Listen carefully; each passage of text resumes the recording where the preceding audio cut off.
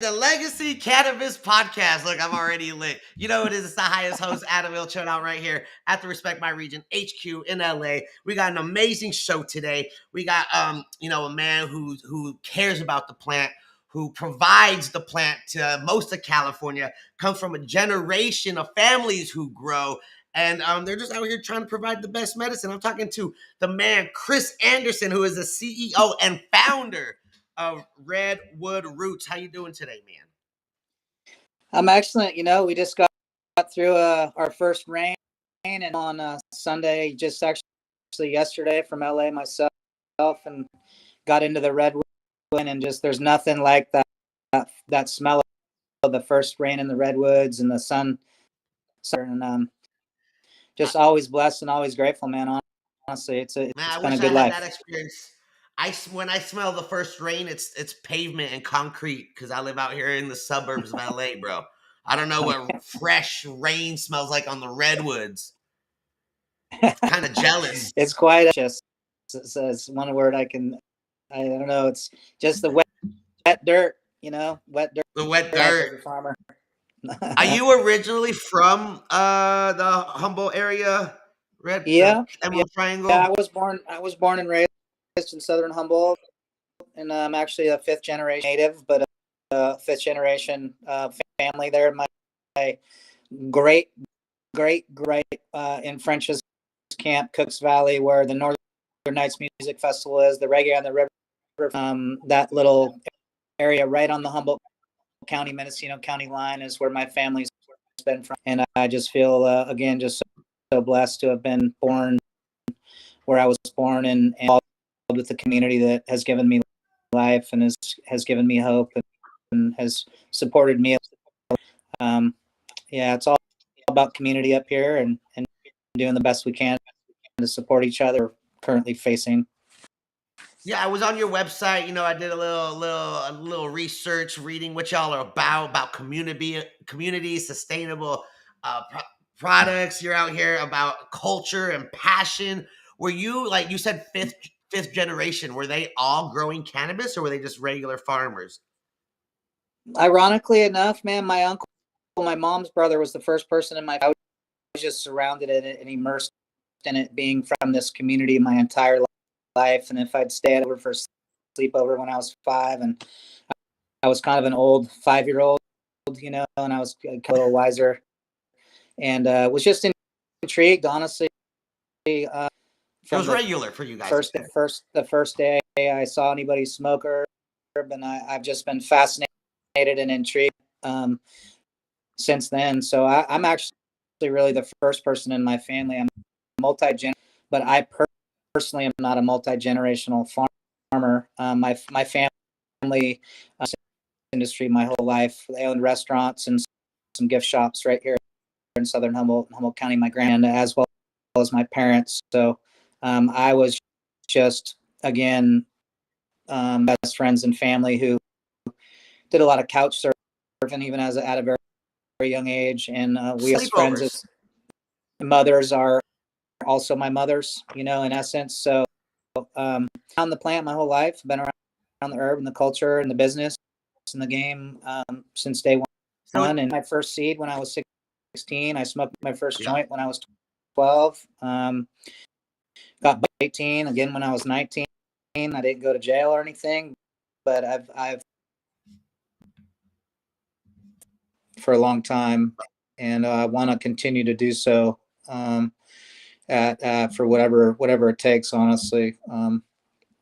So it's been an interesting journey, though, man. I can say that much. So, and again, all the different eras of the weed industry, which I really call it's more of a culture to me. It's just been a crazy journey going from, 10 huge full sunners in the front yard at your homie's parents' house before camp.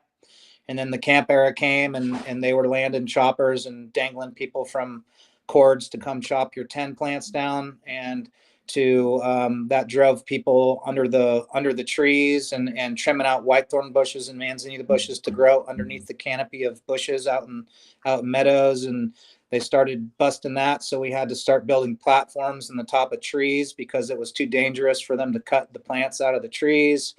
All the way through the small garage indoors Wait, and, the 12 lighters hold in the on, garage hold and the whole 9 yards. Yo, Chris, chill. Hold on, you're going. I Hold on. can't hear you I for want to some get reason. more. I want to talk more about this. I want to. Hello, yo, can you hear me, Chris? Hello, Chris. Can you hear me? Are you there? You can't hear me. I see my levels going up. Let me see something real quick. Let me check my mic. Check. I'm not sure Hello, why I can't Chris. hear Can you. you hear me, dude? It looks like my mic is. I got my levels up. Is your volume up on your phone or your computer? Can It's you hear looking like me? I got volume, right? I mean, I got my bars are going up.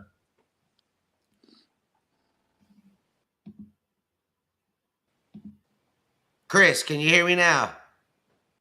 Hello.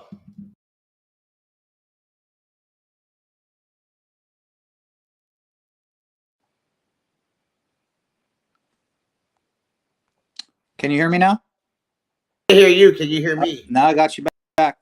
You I don't got know me, why dude? I couldn't hear you for a couple of minutes. I apologize. I don't know what Oh no, happened. you're good. You're good. You were telling a great story and you were explaining everything, but I want to go back a little bit before we get into all that because yes, I know you are you grow bulk. There's many brands that come to you and you white label a lot for these be it cannabis, be it products, whatever you guys are doing. But I want to go back. I want to find out about Chris and how he got involved with all that growing in the trees and hiding from the helicopters because here you are, you're born in Humboldt, you're your family's born there, they're not all farmers, you're the kind of the first one to go into the cannabis field, right?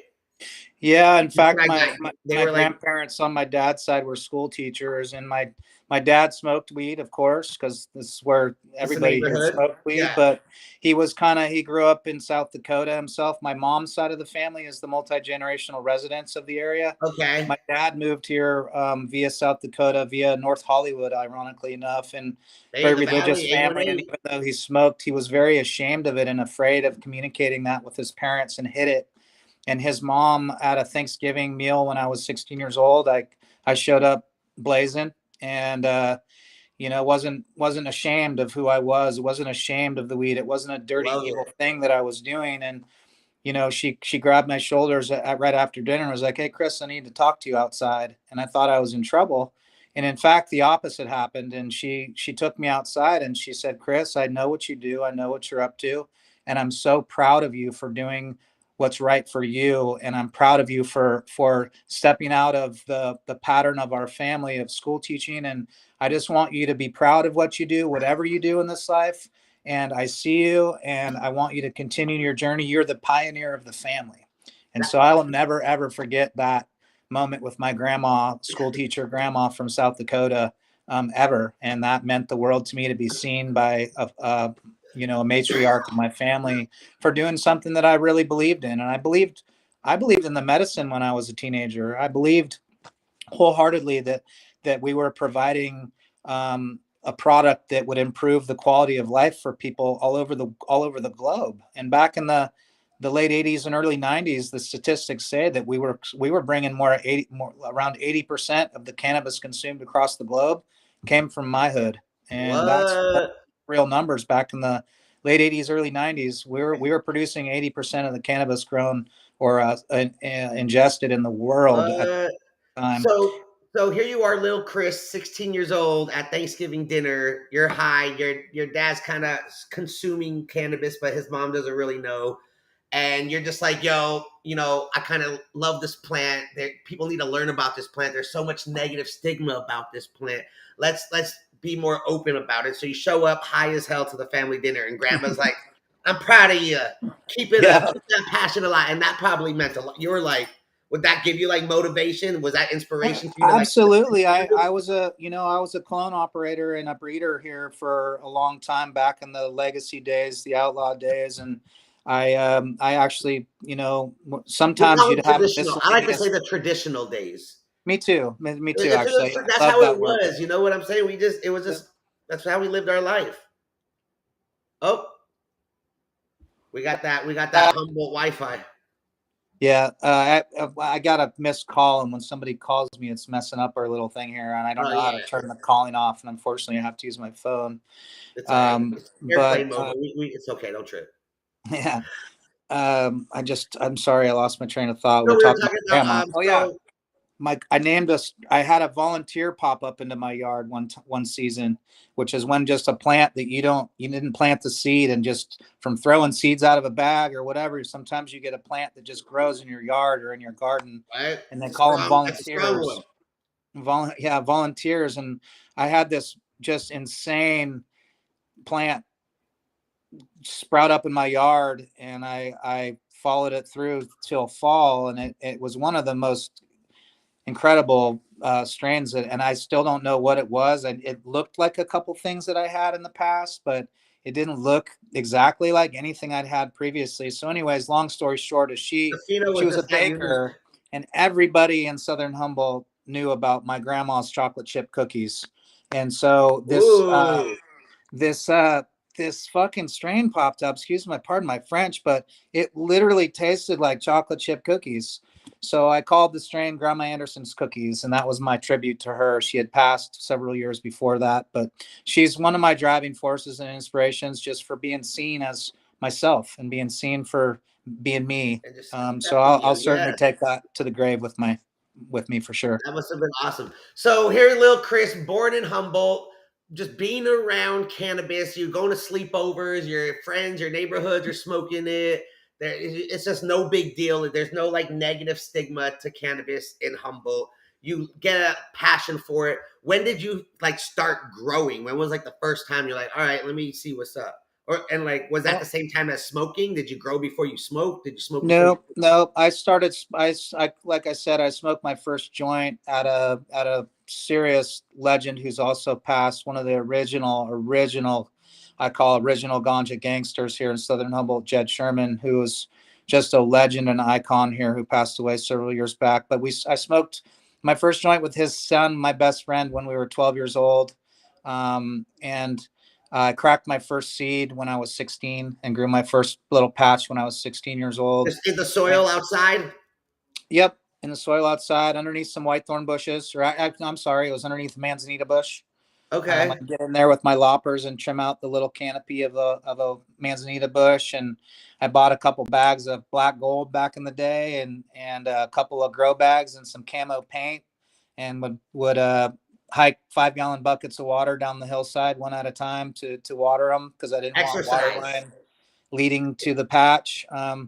But one real quick thing too, actually, about the stigma and stuff. This community was very divided back in the 80s and 90s between the old timber industry folks at the tail end of the heyday of the timber industry. And there was kind of a two-sided community, where there was the environmentalists, hippie, back to the lander, weed farmers, and then the other half of the community was still very, very old guard, old school, timber straight, very straight, narrow community. And there was a lot of fights in high school between those type of like demographics of humans. And it was actually it was a divided community when I was in high school, junior high school. And there was still a massive stigma even within Southern Humboldt and Humboldt County in regards to the um, the anti-establishment, back to the lander, anti-conformist um, families that,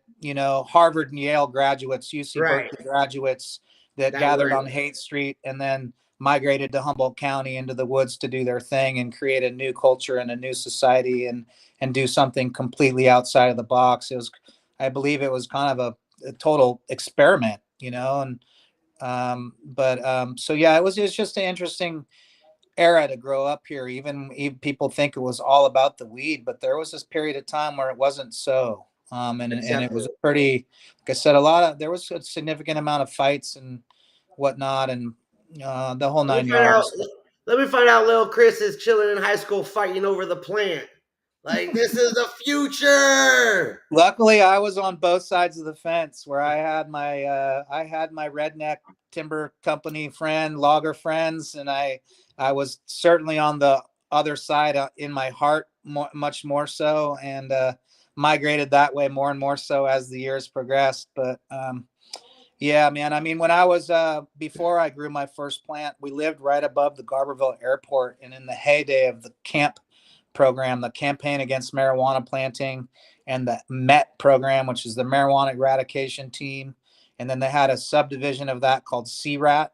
CAMP and MET really were there to just chop your weed down and make your life miserable. They'd come in and break the windows out of your house, but they weren't there to arrest you. It was more of like a scare, fear tactic thing with choppers flying around. Same with MET. And then there was a department or a sub department of camp called CRAT. And those were the guys that were there to get you in trouble. And they were ex-military co-op guys, that were Green Berets and Navy SEALs, that would come in and camp out around your patches with cameras and film, and actually film you doing the illegal work so that they could actually charge you with the crime. Do the recon. But in the heyday of camp, I lived right above the Garberville Airport here in southern Humboldt County. And one of the years when there was the Operation Green Sweep, that's when the federal government came in with the National Guard. First time in America since the Civil War that the United States federal government waged a war against its people from the federal level. First time ever and only time since. But that year in 1992, Operation Green Sweep, they used the Garberville Airport runway as the landing pad to dump all the nets of weed off. And I remember when I dropped off, and my school bus stop was literally 100 yards from where this was happening. And the sky filled up with smoke one day after school, and it started reeking of weed. And when I got dropped off on the school bus, got thicker and thicker and thicker, the smoke did, until we got to the airport, and they had literally stacked all the busted weed up right on the runway of the Garberville Airport and lit that shit 10 feet tall, the whole length of the fucking airport, and poured fucking kerosene all over it and lit the motherfucker on fire. Excuse my language. And I will never forget the fire that lit inside me, to say, fuck the man, fuck that fucking enforcement. This is a plant, and the people need this plant. And I was a teenager thinking this to myself, like, how this is just wrong. You know? Yeah. And so regardless of it being illegal, and like, you know, and anyway, so that was a very big thorn and like jab in everybody's ribs around here, to see that actually happen in real time. It was like Armageddon. I mean, the skies were literally full of pot smoke. Do you get high from that? Did the neighborhood get high? Was it like a community fucking sesh where everyone's like, damn, I feel lit? Oh, we lost him. Oh, he's back. Hold on. Are you back? You back? Yeah, the stupid phone call keeps cutting us off. I'm really sorry. It's all right. You're a busy man. I mean, you got a lot of things going on. Just a couple. So what I was saying is, was the community high after that? I know it was like I know it was probably lit a spark in you to like do what you do now, but were you guys like, damn? I tried my hardest, but it was also laced with gasoline and kerosene. Oh, yeah, so it wasn't the most magnificent smelling herb smoke out there. Right. And it was probably not even ready or cured. It was probably still wet and all that shit. Probably so. So what got you to that? So all of this stuff, growing up, seeing all this in the late 1900s, you're like, yo, this needs to change. I'm going to provide great cannabis for the world. Because, I mean, you know, the Emerald Triangles, like you said, provided a lot of weed for the world. And you were just a part of that? You're just the pioneer, like Grandma said, like Grandma Anderson said? I would not consider myself a pioneer at all. That just was my grandma's words. We had the elders of this community were the pioneers. They're the real people, the people that you know, the late 60s, early 70s, before I was born, is when this whole thing really started. And some of those folks are still alive with us today and are still working even in the licensed program today, that are my idols. They're in their 70s. They're still out there growing the herb themselves. They don't, you know, have a bunch of workers out there in the field doing it for them. And there was a generation of folks that came before me who are the real leaders and the true pioneers of what you know, none of us would be here today if it wasn't for them. They traveled to Afghanistan and Africa and Thailand and all Got all over the the land world races.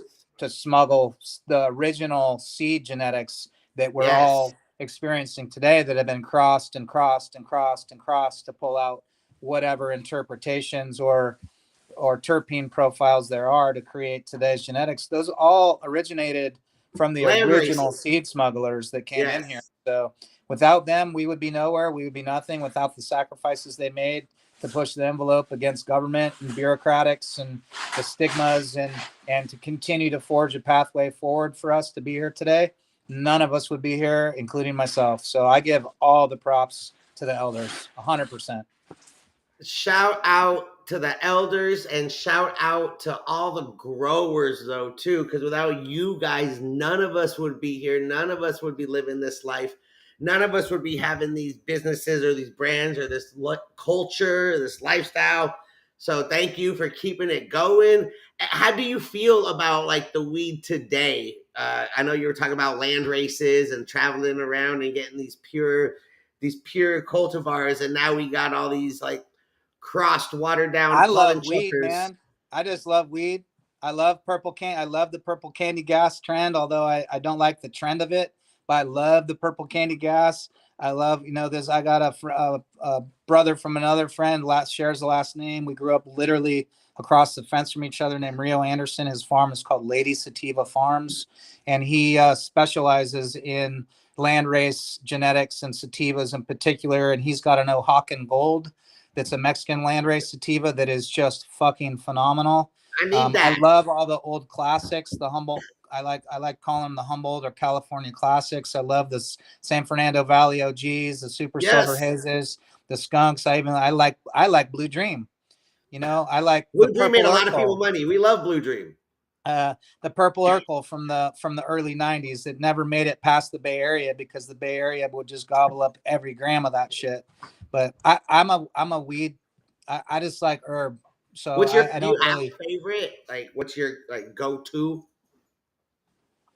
I can't say that I do, honestly. I mean, San Fernando Valley OG is one of my favorites, but it gives me anxiety in my old age. I can't really smoke it anymore Well, I because it feel gives like me a. the OGs right now are like the true exotics because you can't really find those anywhere. No one's really We growing still those. got them rolling up here, man. Anybody looking for some OG, give me a holler. I'm talking to you. Hello, Chris. My name is Adam. I'm from the San Fernando Valley, and I need some OG. I got you. Yeah, we'll see what's up, man. I'll check it out because you're doing. I mean, being of course in the Emerald Triangle, we always assume it's all sun grown soil. Is that what you specialize in? That's our bread and butter, certainly. I mean, we service in this license game as a distributor. We service a couple of Humboldt County indoors and some mixed lights too, which are greenhouses with lights hanging for when the sun goes behind clouds or in the winter months, so they can pull 4 to 5 runs instead of 2 to 3 or 1.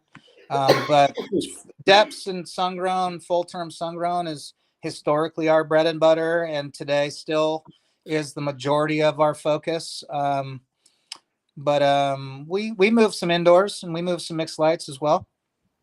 But yeah, I mean, Oh yeah. I'm trying to support this community the best we can through my company. And that being said, that the majority of that product is going to be light depths or sun grown.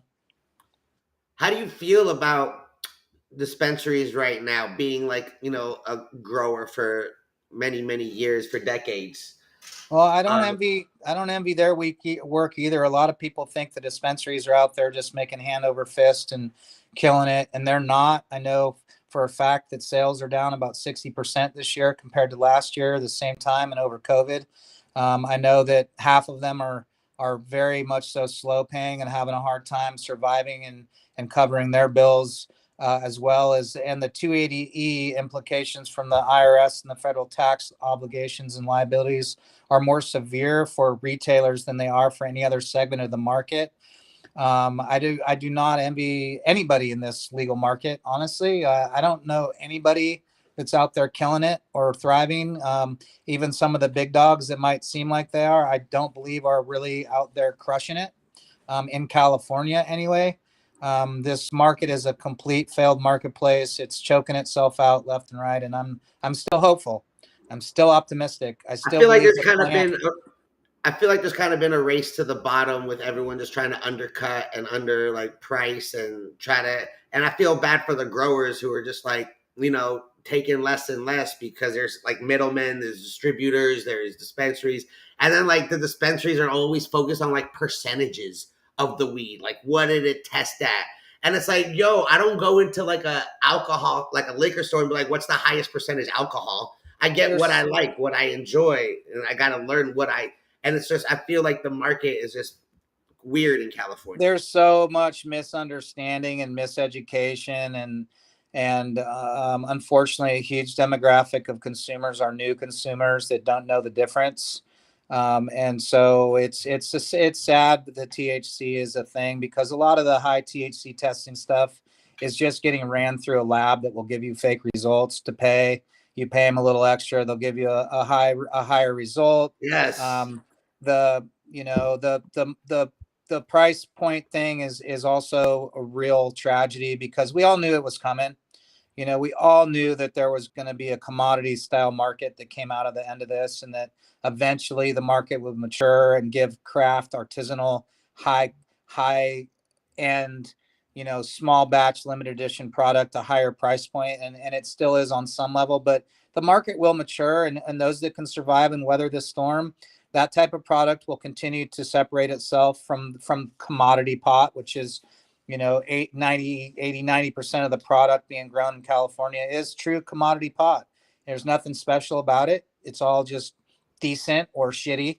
But mids, the real tragedy here that we knew was coming, we unfortunately, Gavin Newsom sold us some sour Kool-Aid, and legacy and equity operators were supposed to have this marketplace to themselves until 2023 for 5 years, until they open it up to the broader audience. And how they were going to accomplish that was a 1 acre cap on farm size. We weren't going to be able to grow more than an acre on any one piece of property, period. And the second they stripped that off of Prop 64, which was the first amended bill established in Prop 64, it stripped the 1 acre cap and allowed people to stack licenses on the same pieces of property right off the bat, which is when the race to the bottom began. And what we're seeing today is corporate America, even under the big guys still aren't even here, but the model of the Amazon corporate America model of losing money perpetually for year after year after year after year, to drive the market down and weed the small operators out that can't afford to lose money for a single year, let alone 2 to 3 years in a row. Then you weed all the little guys out by undercutting the marketplace. You get it's loss leader market share model. Corporate America 101 is what we're experiencing today in cannabis. And who gets the shit end of the stick is the consumer and the families and small communities across the state of California. And so where, it's not to beat a dead horse, but the tragedy here is that if Prop 64 would have been under the same language and the same original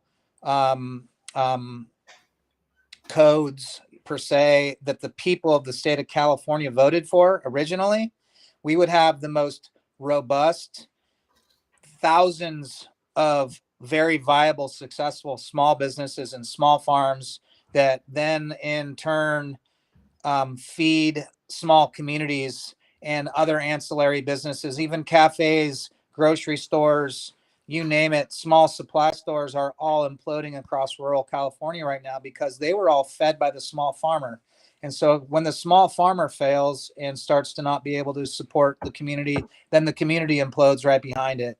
And instead of having a bunch of very vibrant small businesses that were all going to pay taxes as well, and people were excited even to pay taxes and excited to participate in the legal game, those folks are all hurting really bad, and a lot of them are going out of business. And corporate America Amazon model is loss leading their way to the top, and it's the race to the bottom is here in present in today's market. And we knew it was coming. It just came a lot faster than we were told, and a lot faster than we thought it was.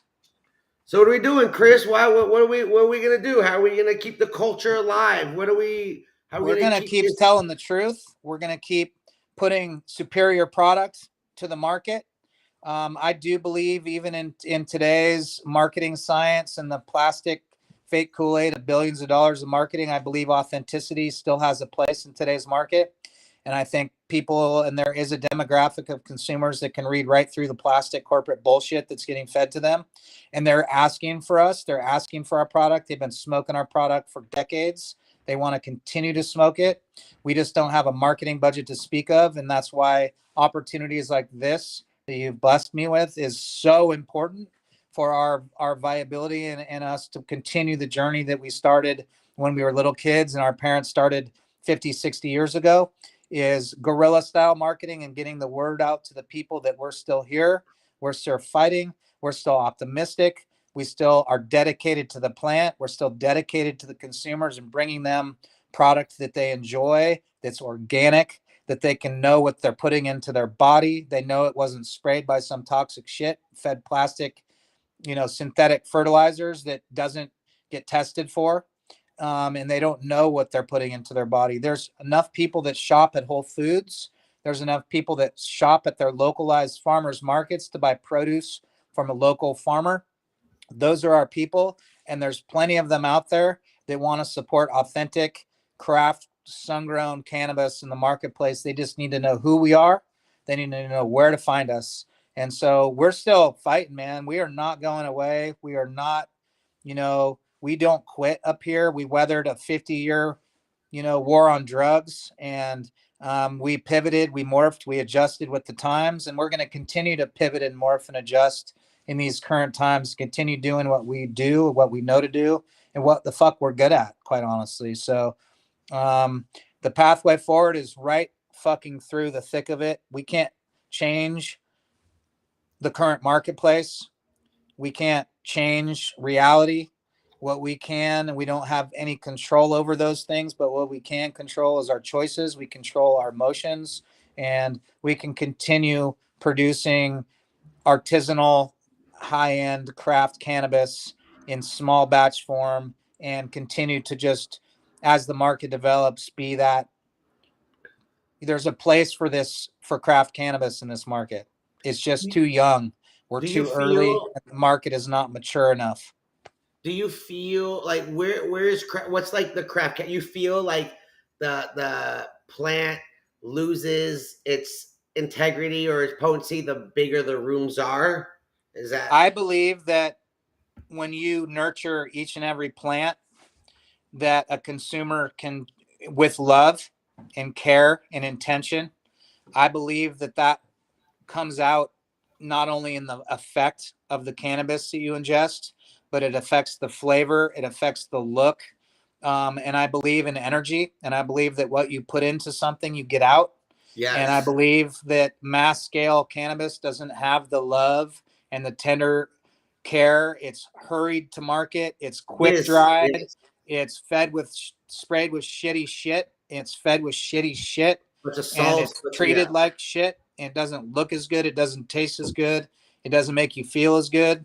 And so I truly believe in the energy put into something is what you feel when it comes out the other side, wholeheartedly. And I feel like the majority of the people don't know what good weed is because they don't have access to good weed. They have access to whatever the shops are selling, and it's usually just like glorified mids in like a fancy Mylar bag or a cool label with the jar, and they don't really. And they're looking, if it's something that's like 25 an eighth, they won't even look at it because they think it's low. And that's probably something that's more cared for and loved and grown with passion than something that's like $60 an eighth. Yeah, and unfortunately, just because weed is sun-grown and retailers are used to sun-grown being that brown, dried out desert weed or, small, kibbly, no-nosed Central Coast herb is what the consumer thinks is sun-grown. So it falls in that price point category. And then to go backwards a little bit, not to get way the fuck out in the woods with retail and all this whole thing, but one of our biggest issues in getting the product to the people is that, a lot of the retailers also to be viable and to be successful and to stay in business, they're charging slotting fees, which you have to pay to get shelf space. $10,000 can't to be on the pay shelf. Yeah. to get shelf space. Our product has to speak for itself. People have to want to dig in and educate themselves about the brands and what products are going into those branded products. And on the side of that, the big corporate brands also, not only can they afford the slotting fees, but they have all these crazy bud tender incentive programs. Well, they pay a bud tender to sell their product first. Yeah. And so we can't go and offer, a bud tender a trip to Hawaii to Right. sell more of our product. We can't afford that shit. We're We're going to trip little to guys. Disneyland. Yeah. I don't have any investors. I don't have a CEO and any venture capitalist money come from New York or somewhere else No that hedge funds. can Just continue to feed us a marketing budget or to continue to feed us operating capital while we lose money to get market share. It's yeah. not our model. It's not what we do. It's not who we are, and it never will be. What we are finding though is that there are some retailers, even some of the bigger guys, are reaching out to me personally and reaching out to my retail reps and really raising their hand. And although I think some of it's fake and plastic and not genuine in the pitch that we want to support you and we want to give some of our shelf space to Legacy. We want an Emerald Triangle corner on the shelf space, and we're going to kick a brand off that that pays us a slotting fee to give you guys the opportunity. I think a lot of the times, and unfortunately it is what it is, but I think a lot of those times it's a PR move for them so that they can publicize, look at us. We're actually supporting the little guys. We're not trying to put them out of business. But regardless of that, it's shelf space for us. So, and we really just need to get our product and our brand in front of a consumer, have the product speak for itself. And then I guarantee you that consumer is going to come back and buy that product again once It's they all get about it. them blindfolding smoke, dude. It's all about them Yes. blindfolding smoke test. Do my indoor versus outdoor. See which one you choose because nothing can compare to the sun. The Yep. sun. Everyone tries to replicate the sun when we got that, especially here in California. Yeah. I mean, the terpene expressions from full term sun grown in particular is just superior to anything. It's that 6 month growth cycle of literally weathering 112-degree summer days down to 32-degree fall nights and 50 mile-an-hour winds to stale air and all that very intense change in temperature and humidity pulls out the cannabis is like fighting for itself to survive and pushes out trichomes and pushes out THC and pushes out terpene expressions that you just can't get in a climate that's made by man. You just can't replicate that no matter how hard you try. Chris, I feel like I could talk to you for hours, bro. I feel like I could keep going, but there's so much more I want to talk about, but we're getting the wrap it up sign over here. You know what Right I'm on, saying? man. Chris So Anderson, founder and CEO of Redwood Roots, dude. What were you saying? I just wanted to say I appreciate the opportunity and thank you so much for No, the listen. airtime, man, and the love, man. Anytime you want to hook me back up, let me know. Look, I need them sativas. I need them OG. I need that SFB OG. So we'll link up with that. But I want to give again, dude, a special shout out to you and all the growers out there because I tried. I live in the suburbs, bro. It's weird. I'm a busy man. I can't tend to these ladies and give them the time that they need. It's hard enough to give that time to my wife than to tend to like a bunch of other ladies. So I appreciate you making that happen and the team and all growers out there from myself and Respect My Region. I appreciate you for spending your time and being with us. I know you got a bunch of phone calls you got to answer too. Always. Thank you Where again can for your people time, find man. you? Where are you at? You got social websites? RedwoodRoots.family on IG, RedwoodRootsFamily.com on the internet, on the web. It's a family. They out here. RedwoodRoots.family on IG. Give us a follow, man. I appreciate you so much. Thank you, man. I appreciate you. Thanks for being part of the North American Weed Tour right here with Respect My Region, where we're doing a bunch of content, a bunch of reviews, and talking to amazing people like you. Thank you guys again. Appreciate y'all tuning in. My name's Adam Mill. It's been great. I'll see y'all next time. Bye. And he left, dude. Oh, I wanted to talk to him. All right. Be safe, guys.